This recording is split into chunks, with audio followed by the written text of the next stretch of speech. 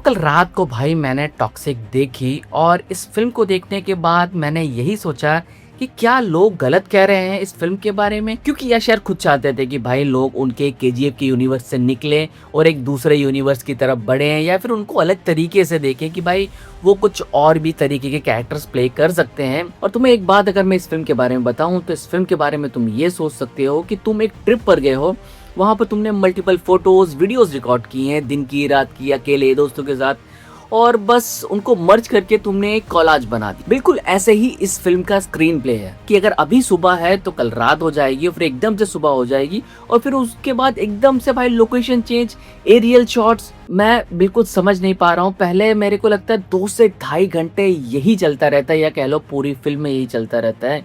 अगर एक और सीन तुम देखोगे क्लाइमेक्स में, तो एक तरफ भाई बर्फ की पहाड़ियों पे पूरा युद्ध चल रहा है, और उधर दूसरी तरफ यश जो है वो अपने बेटे से लड़ रहा है, ठीक है। बट प्रॉब्लम ये है कि वो युद्ध कब शुरू हुआ नहीं पता लगा किसी को। वहां पर यश अपने बेटे से लड़ रहा है, वो एक अलग फाइट चल रही है। एक होता है कि आप भाई एक टाइम पे 2 सीन्स को दिखाना चाहते हो, तो जो स्विचिंग होती है वो बहुत स्मार्टली तरीके से होती है, पर यहाँ वो स्मार्टली तरीका भाई दिखता ही नहीं है। इतनी रद्दी एडिटिंग की गई है ना। अगर मैं केजीएफ के दोनों पार्ट्स को एक तरफ रख दूं और टॉक्सिक के पार्ट को एक तरफ रख दूं, तो भाई केजीएफ की एडिटिंग आपको बहुत ज्यादा सही लगेगी। और उस एडिटिंग में डायरेक्टर का क्या रोल रहा है, गीतू मोहनदास का क्या रोल रहा है, भाई मेरे को समझ नहीं आया कि वो क्या दिखाना चाहते हैं एक्चुअल में। अब स्टोरी के बारे में अगर मैं तुम्हें बता दूं, तो स्टोरी है भाई 1947 गोवा की, जहां पर हमारा देश आज़ाद हो चुका है, पर गोवा पे अभी भी कुछ पुर्तगीज जो हैं वो राज करते हैं। गोवा उनका ही माना जाता है, और वो काफी हद तक गैंग, वहीं पर यश यानी कि राया और उसकी बहन गंगा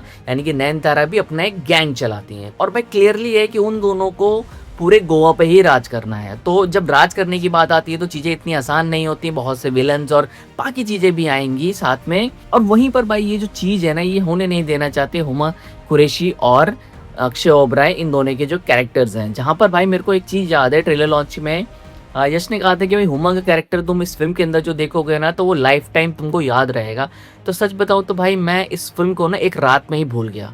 इतना फास्ट स्क्रीन प्ले था, तो मेरे को याद ही नहीं कि भाई कब क्या हो रहा था, क्यों हो रहा था, और कैसे चीजें चल रही थी। पर नो डाउट भाई देखो, कलाकारों का काम सबका बढ़िया रहा है, पर इसकी डायरेक्टर और एक सिंपल स्टोरी को सिंपल तरीके से थोड़ा दिखाया जाता, ना कि उसके अंदर सेक्स और एक्शंस को घुसेड़ दिया जाए। मतलब कई बार तो एक्शन लगता है कि भैया बस जबरदस्ती ही चल रहा है। हाँ, एक्शन में ब्रुटैलिटी है भाई। वो कैरेक्टर जो है यश का राया, वो इतना भयानक और इतना डेंजरस है कि उसने भाई अपने खून तक को नहीं छोड़ा, तो बाकी लोग क्या ही है। पूरी फिल्म में भाई अगर मैं यही देख रहा हूँ, सेक्स चल रहा है, एक्शन चल रहा है, तो इनके पास कुछ और था ही नहीं दिखाने के लिए।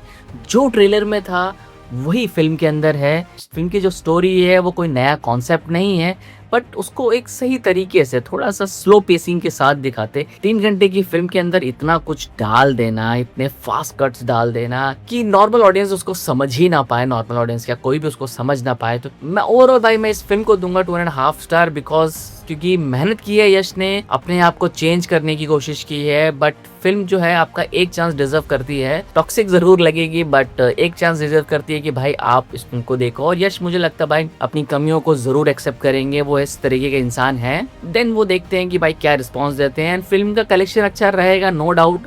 3-4 दिन कलेक्शन अच्छा रहेगा। अभी रक्षाबंधन आएगा, सैटरडे संडे आएगा, एंड मंडे ये फिल्म शायद डाउन होना शुरू हो। तो लेट्स सी, देखते हैं भाई क्या होता है। बाकी मैं मिलता हूँ आप लोगों से एक नई वीडियो में।